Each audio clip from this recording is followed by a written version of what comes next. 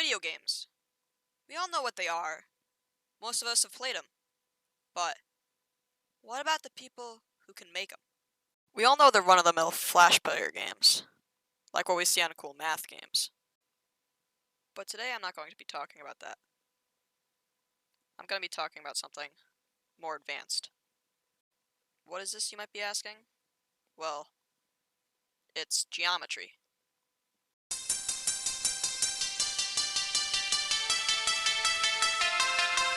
No, Goofy, not that type of geometry. Alright then. First we have to understand how grids are represented in video games.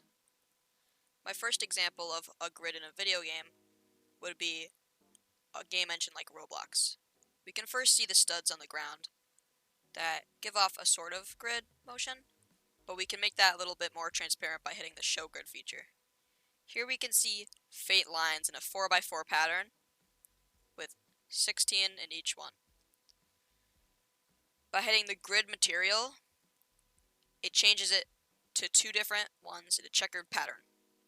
This makes it easier to identify grids, and when we later get into a term called grid snapping, will help us a lot more.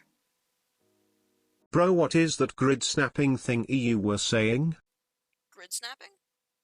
Oh, well, you see, grid snapping revolves around the area the player is standing on. Whether the grid is 1 pixel, 4 pixels, 16 pixels, or 64 pixels. The player always revolves around the same type of grid. What other games use grid snapping, you might be asking? Well, all of them, actually.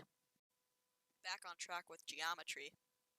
A new term that I will be introducing is parallel lines. What is a parallel line, you might be asking? Parallel lines are two lines that will go on infinitely without ever touching each other. And a slight miscalculation of this can end up with an intersection. There's nothing else really much to say, so if you liked my video, maybe if I post something in the future, you could check it out.